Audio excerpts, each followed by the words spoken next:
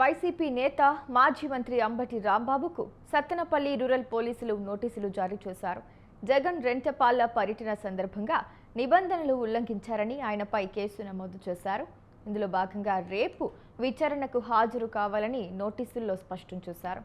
గతంలో సత్తెనపల్లి పట్టణ పోలీస్ స్టేషన్లో అంబటి రాంబాబుపై కేసు నమోదైంది.